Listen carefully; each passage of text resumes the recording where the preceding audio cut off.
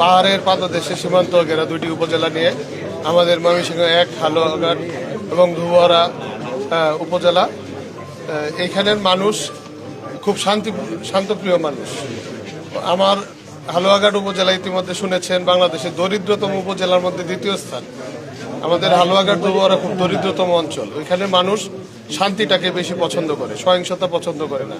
আমি এলাকার সাধারণ মানুষ, পিছিয়ে পড়া মানুষ, দরিদ্র মানুষের জন্য বিগত 16 বছর নিরলসভাবে কাজ করে গিয়েছি, তাদের পাশে থেকেছি। সাধারণ মানুষ আমার পক্ষ নিয়েছে মূলত এই কারণেই। তারা মানুষের ভালোবাসা চায়, মানুষের সহযোগিতা চায়, তারা কোনো ধরনের সহিংসতা পছন্দ করে না। এই কারণেই হালুয়াঘাট ধুবরা মানুষ আমাকে বেছে নিয়েছে। আর উনি হেভিওয়েট প্রার্থী, আমাদের শ্রদ্ধেয় বড় ভাই সৈয়দ আহমেদ ছেলে প্রিন্স ভাই। আসলে প্রতিযোগিতা তো কেউ হারবে জিতবে, এটাই স্বাভাবিক ব্যাপার।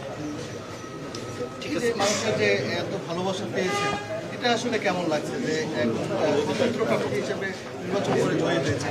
না, আমি প্রায়ই শুনতাম আমার জন্য মানুষ রোজা রাখছে, নফল নামাজ পড়তেছে, বিভিন্ন লোক মানত করতেছে। আমাদের দরিদ্র অঞ্চল তো দেখা যায়। আমি নির্বাচনকালীন সময়ে একজন মহিলা পেয়েছি, সে সারাদিন ভিক্ষা করে 70 টাকা পেয়েছে, উনি আমার কাছে দিয়েছে, এটা ভাইরাল হয়েছে। এরকম অসংখ্য ধরনের উদাহরণ আমার নির্বাচনী এলাকায় গেলে দেখতে পারবেন। মানুষের ভালোবাসা কাকে বলে, মানুষ মানুষের জন্য কিভাবে ভালোবাসতে পারে, সেটা হালুয়াঘাট ধুবরা না গেলে আপনারা আসলে বুঝতে পারবেন না। আপনি এমপি হওয়ার পরে এই গরিব ভাইকে আপনার কাছেই যেতে পারবে নাকি আবার?